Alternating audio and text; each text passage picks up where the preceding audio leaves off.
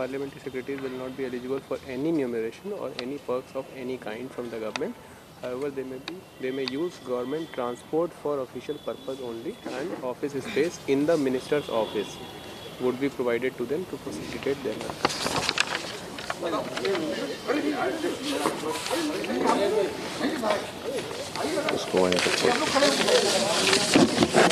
आइए अच्छा, कोई लाइव है?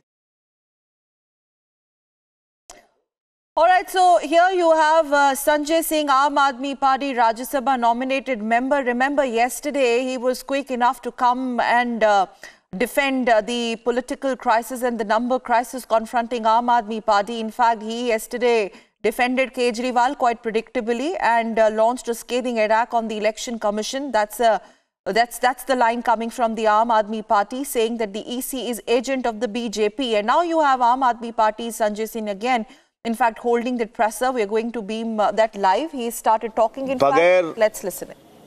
विधायकों का पक्ष सुने हुए, बगैर उनकी बात सुने हुए 20 विधायकों की सदस्यता रद्द कर दी और इस पूरे फैसले ने जहां एक तरफ चुनाव आयोग की निष्पक्षता पर प्रश्न उठाया है, वहीं दूसरी तरफ मन में सवाल उठ रहा है कि क्या केंद्र की सरकार में, मोदी जी की सरकार में संवैधानिक संस्थाओं का कोई मतलब नहीं रहा? न्यायपालिका हो, कार्यपालिका हो, विधायिका हो, हर जगह डंडा चलाने की कोशिश, लोकतंत्र का गला घोटने की कोशिश और इतना दबाने की कोशिश कि हिंदुस्तान के इतिहास में पहली बार देश के सर्वोच्च न्यायालय के 4 प्रतिष्ठित न्यायाधीशों को सामने आकर यह कहना पड़ता है कि लोकतंत्र खतरे में है। और यह घटना उसी बात का साफ संदेश है कि जहां चुनाव आयोग ने अपनी निष्पक्षता को ताक पर रखकर, अपने मूल्यों, अपने सिद्धांतों को ताक पर रखकर, देश के संविधान और नियम को ताक पर रखकर, कानून को ताक पर रखकर एक तरफा बगैर सुनवाई किए हुए फांसी की सजा सुना दी, विधायकों का पक्ष सुने बगैर उनकी सदस्यता रद्द कर दी। मामला क्या है उसके थोड़ा डिटेल में मैं जाना चाहूंगा। मामला बताया जाता है लाभ के पद का। कहा जा रहा है संसदीय सचिव की जो नियुक्ति हुई वो लाभ के पद की थी। मैं आपको आदेश दिखाना चाहता हूं। ये हमारे संसदीय सचिवों की नियुक्ति का पत्र है, इसकी कॉपी मैं अभी आपको दे दूंगा। और इस पत्र को ध्यान से, मुझे लगता है चुनाव आयोग ने पढ़ा हो ना पढ़ा हो, मीडिया के मित्रों को जरूर इस पत्र में दिए गए आदेश को अपनी कलम के जरिए छापना चाहिए। इसमें साफ लिखा हुआ है, the parliamentary secretaries will not be eligible for any remuneration और एनी पर्क्स और any kind from the government. किसी भी प्रकार का इनको पर्क्स, काइंड, किसी भी प्रकार का इनको गवर्नमेंट से सुविधा उपलब्ध नहीं होगी। ये पार्लियामेंट्री सेक्रेटरीज की नियुक्ति पत्र में लिखा गया है। और मुझे समझ में नहीं आ रहा है कि चुनाव आयोग को यह बात क्यों नहीं समझ में आ रही है।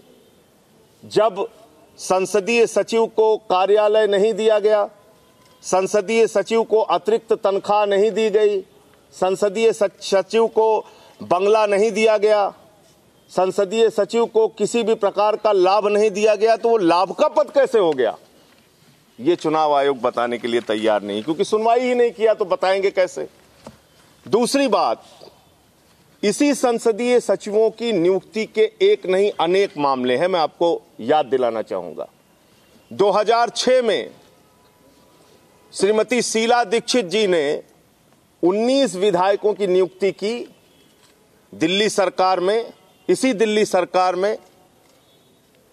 और उन 19 विधायकों की नियुक्ति पर जब सवाल उठे कि ये लाभ का पद है, उसको रेट्रोस्पेक्टिव तरीके से कानून बनाकर शीला दीक्षित जी ने राष्ट्रपति के पास भेजा और उसकी मंजूरी दे दी गई। झारखंड और छत्तीसगढ़ में विधायकों की नियुक्ति संसदीय सचिव के पद पर की गई। झारखंड और छत्तीसगढ़ में विधायकों की नियुक्ति लाभ के पद पर की गई, संसदीय सचिव के पद पर की गई और राज्य मंत्री का दर्जा उनको दिया गया।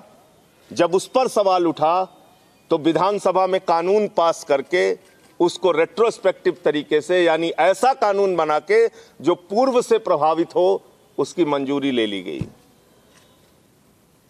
हरियाणा के अंदर 4 विधायकों को संसदीय सचिव बनाया गया, जिनको अतिरिक्त तनख्वाह दी गई, राज्य मंत्री का दर्जा दिया गया और उनकी नियुक्ति को हाई कोर्ट ने रद्द किया, लेकिन उनकी सदस्यता रद्द नहीं हुई।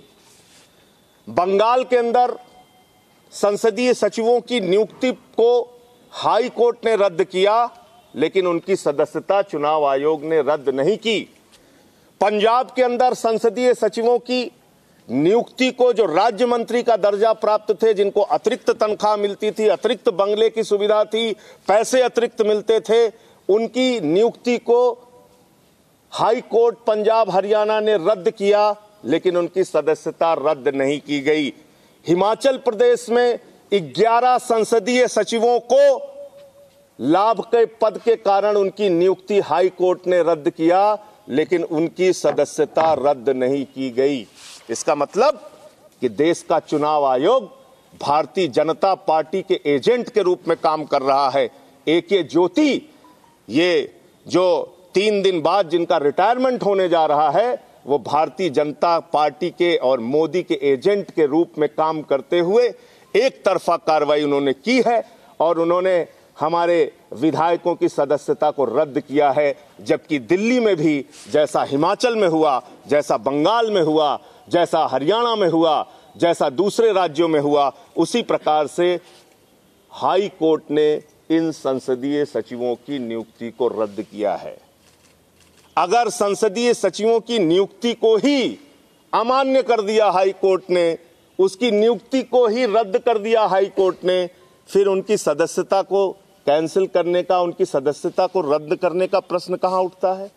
जब उन्होंने लाभ का पद लिया ही नहीं, तो उनके किसी भी प्रकार का लाभ लिया ही नहीं, तो उनकी सदस्यता को रद्द करने का प्रश्न कहां से उठता है? इसका मतलब ए.के. ज्योति जी ने अपने पुराने मालिक नरेंद्र मोदी जी का ख्याल रखा, जिनके साथ वो मुख्य सचिव के रूप में काम कर चुके हैं, जिनके साथ वो विभिन्न पदों पर रहते हुए गुजरात के अंदर काम कर चुके हैं और जिनको मुख्य चुनाव आयुक्त रहते हुए भी गुजरात में बंगला मिला हुआ था, लाभ खुद उठाते हैं। 2 जगह लाभ उठाते हैं, बंगले का, सुविधाओं का, और दूसरों को शिक्षा लाभ के पद की दे रहे हैं।